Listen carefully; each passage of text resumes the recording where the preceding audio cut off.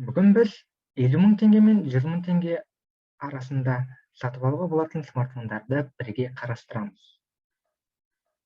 Қайырлы күн, құрметті достар. Сіздер Бека Төлеу YouTube арнасындасыздар. Ендеше уақыт жоғалтпайық, бастайық.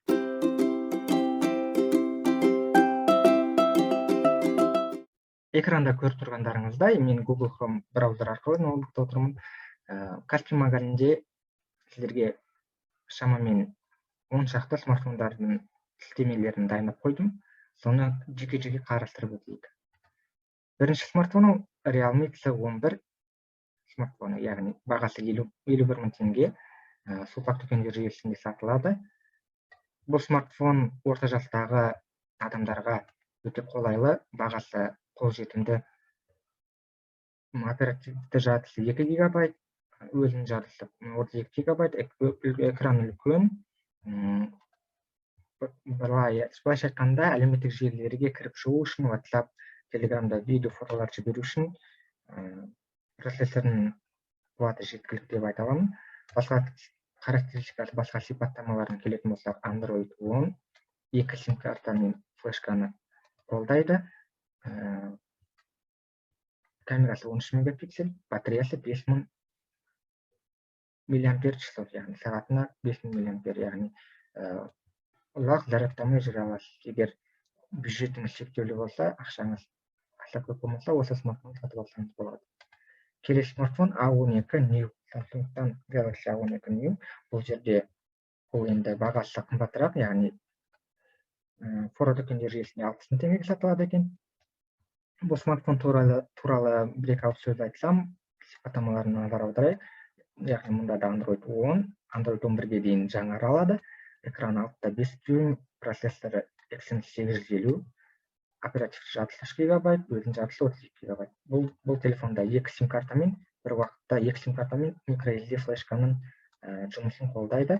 Камерасы 48 мегапиксель, широкоугольный камера дейді, орысша айтқанда, ол 5 мегапиксель, және саусақ ізді сканері бар. Кнопка включениеда, қосу кнопкасында, яғни одан кейін батареясы 5000. Былайша айтқанда, сбалансированный смартфон, барлық жағынан қолайлы, оптималды таңдау деп айта аламын. Саусақ ізді сканері, яғни саусақ ізді сканері кнопка включениеда оң жағында орналасқан. Егер де сіз кішкене ақшаңыз көбірек болса, Realme C11-ге қарағанда кішкене 60.000-65.000 теңге ақшаңыз болса, осы Galaxy A12 смартфонын сатып ала аласыз. Сатып алуға кеңес беремін. Енді келесі смартфон Realme C21Y. Тура Realme C11 сияқты телефон сырт келбеті, бірақ саусақ ізді сканері бар, крышкасында. Одан кейін оперативті жадысы мен өзінің жадысы 2 есе көп екен. 32 болды ғой, мұнда 64. Оперативті жадысы 2 гигабайт болды ғой, мұнда 4. Ал былайша экраны 2 сим карта мен флешканы қолдайтындағы, камерасы, батареясы жағынан бірдей телефондар. Егер де сіз Realme C11-ді қандай да бір себептермен алғыңыз келмесе, бірақ именно осы Realme компаниясының, Realme брендінен смартфон алғыңыз келсе, бастапқы этап ретінде осы Realme C21Y смартфонын сатып алуға кеңес беремін. Келесі тізімде мен дайындап қойған ол Samsung'тың екінші смартфоны, бағана A12-ні 60.000 теңге көрдік қой. Енді 65.000-ға A03s смартфонын сатып алсаңыз болады. Бұл да сулпак фора дүкендер желісінде сатылады. Android 10, 2 сим карта мен флешканы қолдайды. Экраны A12-мен бірдей, бірақ процессоры сәл әлсіздеу екен. A12-ге қарағанда, A12 New дегенге қарағанда камерасында сәл қарапайымдау, широкоугольный камерасы жоқ екен. Негізгі камерасы 13 мегапиксель. Мұнда да саусақ ізді сканері бар, және батареясы 5000 мАч. Егер екеуінің бағасы бірдей болса, A12 New мен A13s арасында A12 New'ді таңдауға кеңес беремін. Келесі смартфон бізде A03. Бұл смартфонды мүлдем сатып алуға кеңес бермеймін, себебі A03s бар болғанда, A12 бар болған кезде A03, A01, A02 деген индексі 0-ден басталатын телефондарды осы сатып алуға мүлдем кеңес бермеймін, себебі цена качество дейді ғой, яғни бағасы мен сапасы мүлдем сәйкес келмейтін телефондар қатарына жатқызамын.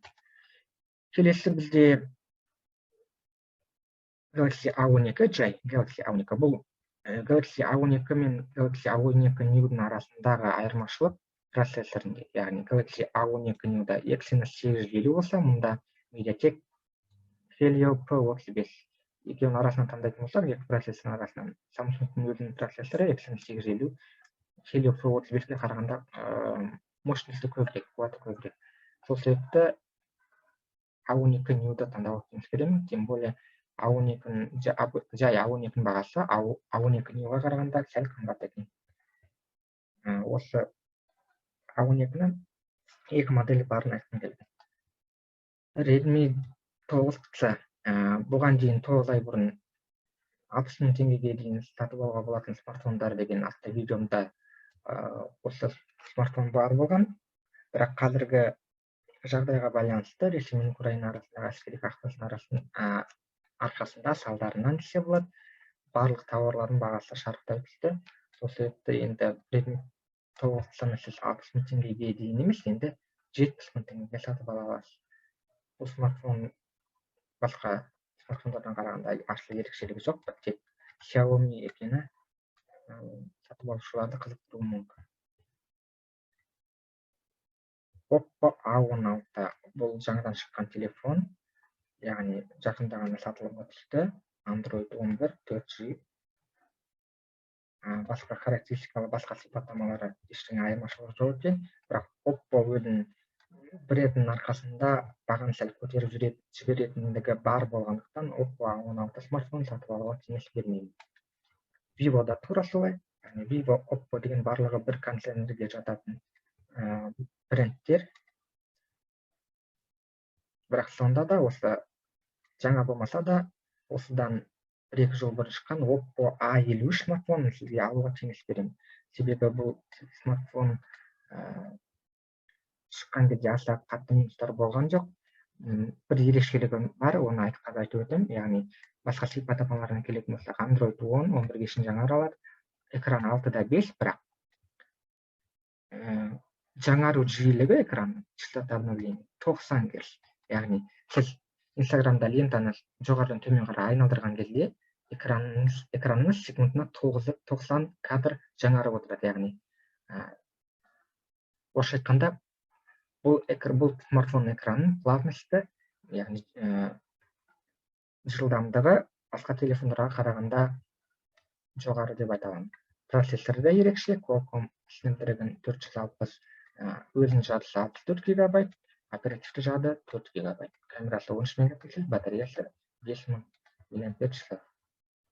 Міне жаңа шыққан смартфон Xiaomi Redmi Note 11. Бұл смартфонды аса көп білмеймін екен, яғни сипаттамаларын бірге қарастырып өтейік.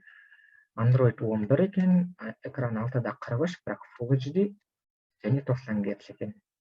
Процессоры 680-шілік Snapdragon, камерасы 58. Әзірше осы смартфонды мен фаворит ретінде айта аламын, сатып алуға болатын 100 мың теңгеге дейін. Келесі көбімізде бар, көбі сатып алған әрине Samsung Galaxy A22. Бұл смартфон несімен қызық? Бұл смартфон бірінші өзінің Samsung екенімен, яғни брендтің күшімен, одан кейін экраны AMOLED екенді, 90 Гц екендігі, және процессоры аса қатты әлсіз емес, MediaTek Helio G80 туросный процессоры Redmi 9 деген смартфонда болған. Оперативті жадысы 4 ГБ, өзінің жадысы 64 ГБ, камерасы 48-8-2.2. Айта кететін жайт, бұл камерада оптикалық тұрақтандырғыш бар, яғни оптическая стабилизация бар. Яғни видео түсірген кезде сіздің жүріп барып жүгіргендегі видеоларыңыз стабильный болады, тұрақты болады. Бұлай шайқалып тірілдеген эффектілер болмайды. Оптическая стабилизация деген осы нәрсе. Батареясы 5000 ұзаққа шыдайды. Егер Samsung-ға алып тұрсаңыз, мен сатып алғыңыз келсе Samsung-тан A12 мен A22 мен кеңес беремін. Redmi 10, Redmi Note 11 бар кезде Redmi 10-ды мүлдем сатып алмай қойыңыздар. Жай мысал ретінде дайындап қойдым. Егер де дүкендегі продавец консультанттар сізге осы смартфон сатып алыңыз, жақсы деп несе, сіз сенімді түрде отказ беріңіз. Себебі Redmi Note 11 бар кезде кейін бағасы шамамен бірдей. Redmi 10-ны сатып алу мүлдем ақылға қонымсыз деп айта аламын.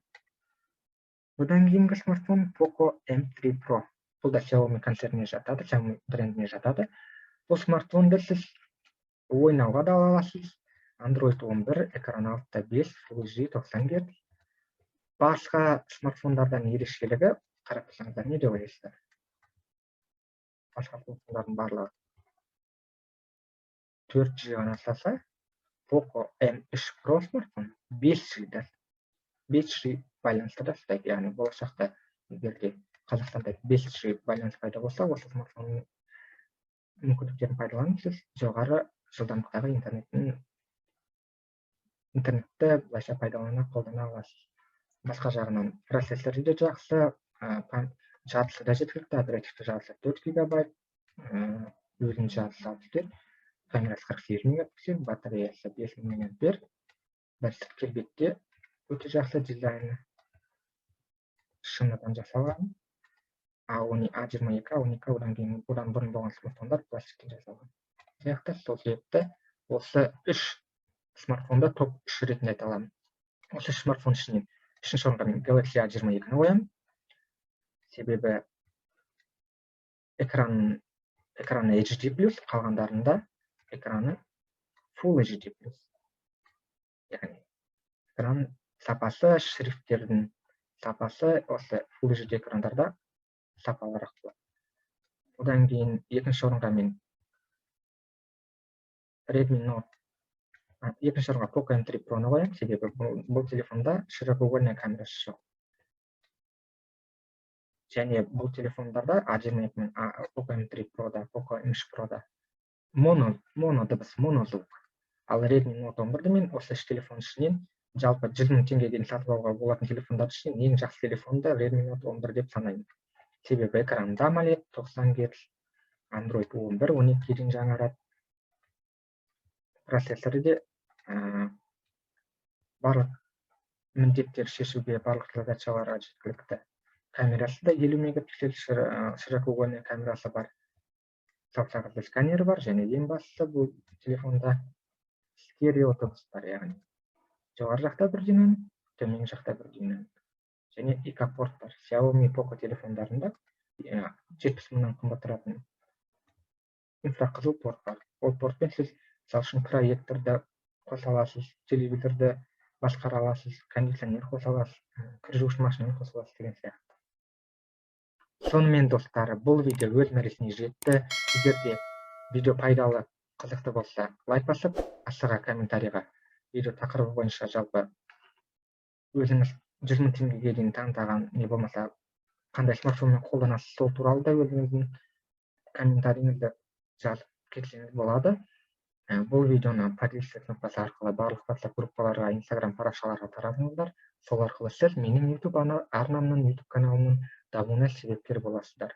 Алтын уақыттарыңызды бөлгендеріңізге рахмет. Келесі кездескенше сау болыңыздар.